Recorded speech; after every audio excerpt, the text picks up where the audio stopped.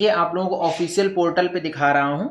मैं आपको इस वीडियो में 2025 की स्टेटमेंट लिस्ट दिखाऊंगा, 2024 के साथ में कंपैरिजन करूंगा, नंबर ऑफ सीट्स कितनी है वो बताऊंगा, एंड आपको कितने रैंक तक सीट मिलेगी, मतलब एक्सपेक्टेड कट ऑफ राउंड 1 का क्या जाने वाला है, वो सारा का सारा अपडेट आपको देने वाला हूं। वीडियो बहुत ज्यादा इंपॉर्टेंट है, वीडियो को लास्ट तक देखो। देखो ये है 2025 का डेटा। 2025 में जो स्टेटमेंट लिस्ट रिलीज हुई है वो ये है। यहाँ पे टोटल नंबर ऑफ स्टूडेंट्स 11,790 हैं। जब 2024 का ये डेटा है, 2024 की राउंड 1 की सीट मैट्रिक्स हम लोग देखते हैं तो स्टेट मेरिट लिस्ट देखते हैं तो 8,917 स्टूडेंट्स थे। दैट मीन्स ये क्लियर हो गया कि नंबर ऑफ स्टूडेंट्स इंक्रीज हो गए हैं। 11,790 और ये कितने हैं, 8,917। देखो यहाँ पे लिखता हूं मैं, यहाँ पे ये है 2024 में थे 8,917। तो टोटल बढ़े कितने हैं ये देख लीजिए आप लोग। 16 में 9 गया, 9 7 16 और 2 2783 स्टूडेंट्स इंक्रीज हो गए हैं इस साल 2025 में राउंड 1 में ही 2783। देखो ये इम्पैक्ट आप लोगों को क्यों दिख रहा है ऐसा, क्योंकि पेपर काफी ज्यादा टफ था।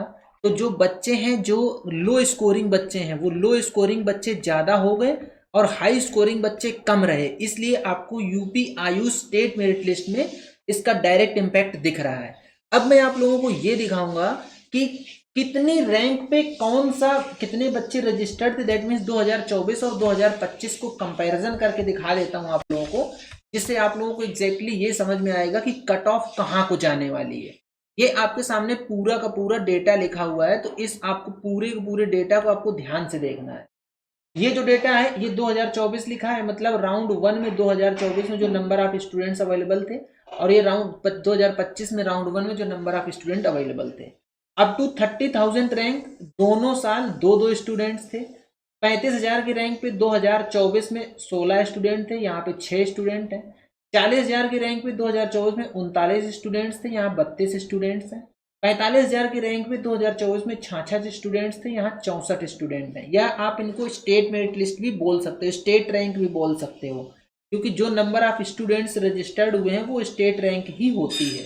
अब देखिए मैंने आपको क्या बोला, हाई स्कोरिंग जो बच्चे थे वो काफी कम है, हाई स्कोरिंग बच्चे, लो स्कोरिंग बच्चे बढ़ते चले जाएंगे अब, क्योंकि पेपर जो था वो पेपर काफी ज्यादा टफ था। नीट 25 का जो पेपर था वो काफी हार्ड आया था, उसका इम्पैक्ट अब आपको डायरेक्ट दिखने लगा। 50,000 के रैंक पे यहाँ 99 बच्चे थे, यहाँ 127 हो गए, 2025 में 127 हैं।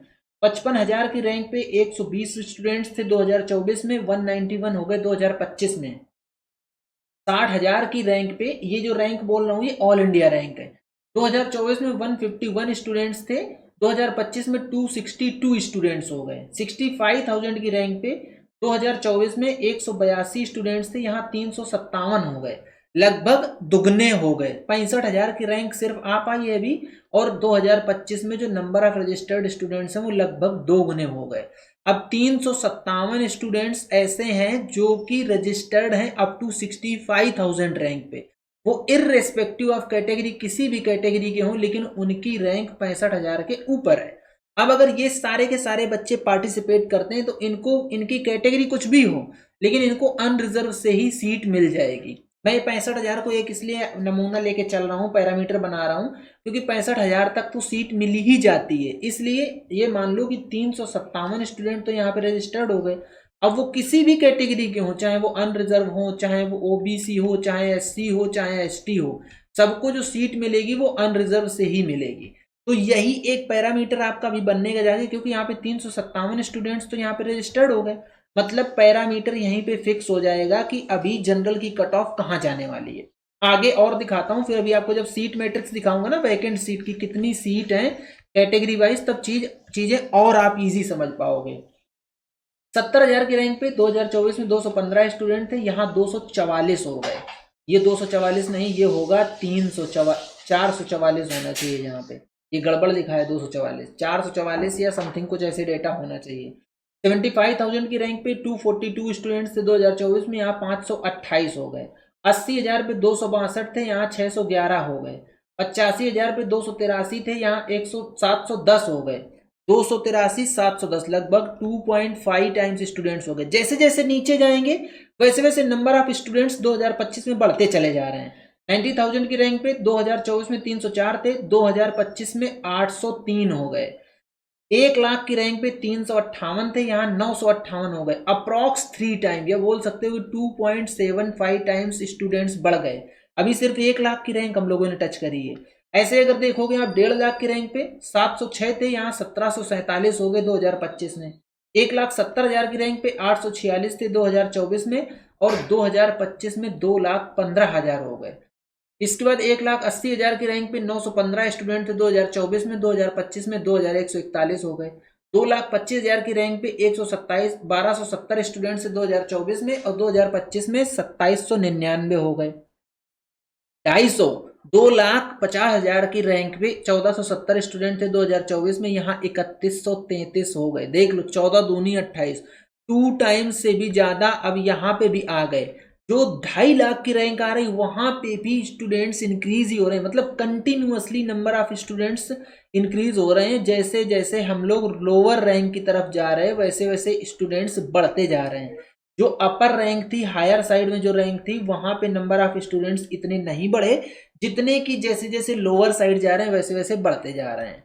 इसीलिए मैंने आपको स्टार्टिंग में ही दिखाया कि जो नंबर ऑफ स्टूडेंट्स हैं वो रजिस्टर्ड स्टूडेंट्स ज्यादा हैं। 2024 में रजिस्टर्ड स्टूडेंट्स 8,917, यहाँ 11,790। अब आप लोग ध्यान से देखिए वीडियो। ये तो मैंने आपको नंबर ऑफ स्टूडेंट रजिस्टर्ड दिखा दिए, तो आपको ये कंफर्म हो गया कि हाँ 2025 में मोस्टली हर रैंक पे नंबर ऑफ स्टूडेंट रजिस्टर्ड ज्यादा है। अब आपको ये दिखाता हूं कि सीट मैट्रिक्स क्या है, फिर कट ऑफ आपको समझा दूंगा तो आपको ये समझ आएगा कि हाँ लगभग यही कट ऑफ जा रही है। अनरिजर्व की 200 वैकेंसी है, ईडब्ल्यूएस की 50 वैकेंसी है, ओबीसी की 135 है, एससी 105 है, एसटी 10 है, टोटल 502 सीट्स हैं बीएएमएस की। ये गवर्नमेंट सीट्स की मैं बात कर रहा हूँ। गवर्नमेंट सीट्स की 502 अभी क्यों है? क्योंकि जितने भी कॉलेजेस हैं उनको मैक्सिमम सीट का परमिशन मिल चुका है जो उनका इनटेक था। अगर इनटेक के अलावा सीट और बढ़ सकती हैं तो उसके लिए भी कुछ नहीं कहा जा सकता है, बट इनटेक के अकॉर्डिंग उनको मैक्सिमम सीट का परमिशन मिल गया है, तो 502 सीट है।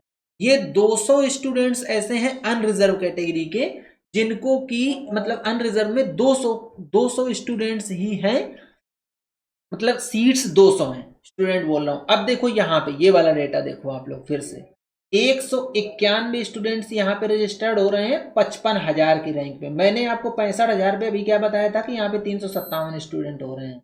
चलो मैं मान लेता हूं कि इसके ऊपर 357 के ऊपर कुछ ऐसे स्टूडेंट्स हैं जो AA CCC में भी रजिस्टर्ड हैं, तो वो AA CCC में शायद किसी दूसरे स्टेट में जाके अच्छी से अच्छी सी सीट ले सकें, तो इसलिए मैंने 65,000 पे 357 को मैक्सिमम लिया है। सीट ओनली 200 है अनरिजर्व की, ओनली 200, मतलब 357 के ऊपर जिस भी कैटेगरी का बच्चा कोई भी रजिस्टर्ड होगा लेकिन उसको अनरिजर्व से ही सीट अलॉट होगी, तो ये 357 मतलब 65,000 की रैंक आते आते वो जो 200 सीट्स हैं अनरिजर्व की वो फुल हो जाएंगी, पूरी की पूरी फुल हो जाएंगी। समझ गए आप लोग मैं क्यों बोल रहा था 65,000?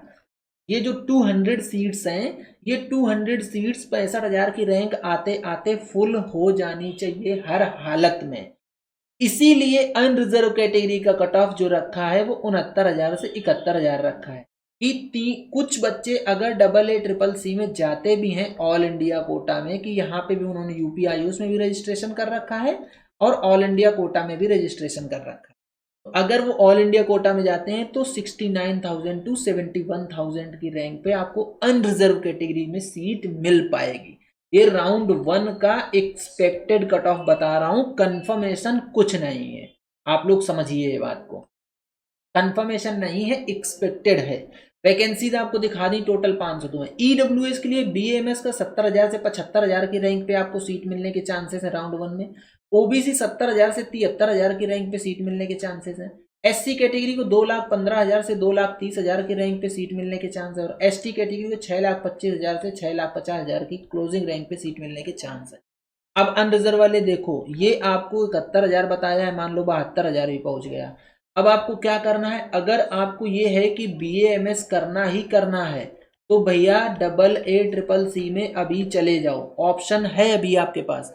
EEEC में भी अप्लाई करो, शायद सीट मिल जाए आपको, क्योंकि वहां पे थोड़ा सा ज़्यादा हायर रैंक पे सीट क्लोज हो रहा है BAMS।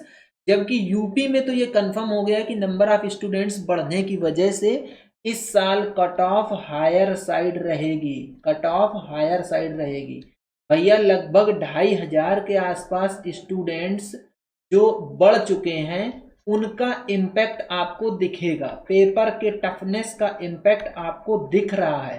पेपर टफ था, उसका टफनेस दिख रहा है इम्पैक्ट यहाँ पे। अब बात कर लेते हैं BHMS की क्या कट ऑफ रहने वाली है। अनरिजर्व को 2,15,000 से 2,40,000 या 2,30,000 के रैंक तक सीट मिलने के चांसेस हैं। EWS 2,40,000 से 2,60,000, ये 060 नहीं, ये 2,60,000 तक। OBC को 2,20,000 से 2,50,000, SC 3,80,000 से 4 लाख तक, और ST 10 से 11 लाख की रैंक तक आपको सीट BHMS में मिल जाएगी। BOMS स्टूडेंट्स के लिए 1,30,000 से 1,40,000 अनरिजर्व कैटेगरी, 1,45,000 से 1,60,000 EWS कैटेगरी, OBC को 1,35,000 से 1,45,000 तक। अब देखो BOMS में क्या होता है, SC ST का कट ऑफ काफी ज्यादा वेरी करता है, उसका रीजन बताता हूं आपको। देखो BOMS में क्या होता है कि आपको फर्स्ट प्रोफेशन में जो उर्दू वगैरह पढ़नी पड़ती है, उर्दू फारसी ऐसे ये जो लैंग्वेजेस होती हैं इनको पढ़ना पड़ता है। तो जनरली क्या होता है कि माइनॉरिटी स्टूडेंट्स ही इसमें जाते हैं, क्योंकि उन लोगों ने पढ़ रखी होती है स्टार्टिंग में उर्दू। अब माइनॉरिटी अनरिजर्व भी है, EWS भी है, OBC है, इसलिए इन तीनों का कट ऑफ तो अच्छा खासा हाई रहता है। लेकिन SC कैटेगरी में माइनॉरिटी स्टूडेंट बहुत कम है, और ST में तो बिल्कुल भी नहीं है, इसीलिए SC में 4,40,000 4,80,000 तक सीट मिल जाएगी। और ST कैटेगरी का अगर कोई बच्चा है जिसको BOMS करना है, तो अगर आप क्वालिफाई हो गए हो तो भी आपको गवर्नमेंट BOMS कॉलेज मिल जाएगा, ये आप लोग समझ लीजिए।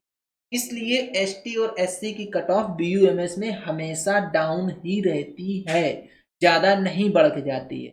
अगेन आपके सामने इसको मैंने बोर्ड को क्लियर कर दिया है, आप चाहो तो स्क्रीनशॉट ले सकते हो, आपके ये काम की चीज है कि टोटल नंबर ऑफ सीट्स कितनी है, कहां तक कट ऑफ जाने के चांस हैं। अगेन मैं बता रहा हूं आप लोगों को फिर से, अगर आपको ये है कि आपको सीट चाहिए ही चाहिए किसी भी तरीके से, आपको BAMS या BHMS करना है इस साल, आपको पार्शियल ड्रॉप नहीं लेना है, तो आप AA CCC में भी काउंसलिंग करा लो, आपके लिए बेनिफिट रहेगा। AA CCC में क्या है, कुछ कॉलेजेस ऐसे हैं जहाँ पे सीट लीविंग बॉन्ड रहता है, जैसे कि MP की बात कर लूँ, आप MP के गवर्नमेंट कॉलेजेस में जाओगे तो आपको सीट लीविंग बॉन्ड 2 लाख रुपए पेमेंट करना पड़ेगा।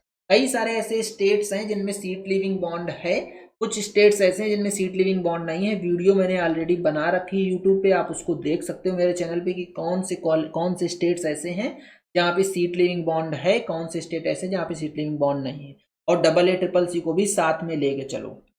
यूपी आयुष और AA CCC को साथ में कैसे मैनेज करना है, इसके लिए आप लोग क्या करो, करियर सपोर्ट नीट का पूरा पेड गाइडेंस ज्वाइन कर लो, आपकी पूरी की पूरी काउंसलिंग कर दी जाएगी, आपको कोई टेंशन भी नहीं रहेगी, और आपको आराम से सीट मिल जाएगी, आप आराम से अपना BAMS करिए।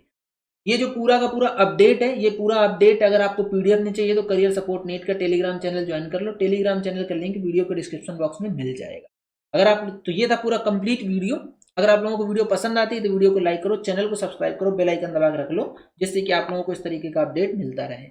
आज का वीडियो यहीं तक, मिलेंगे नेक्स्ट वीडियो में नए डेटा के साथ, तब तक के लिए बाय बाय।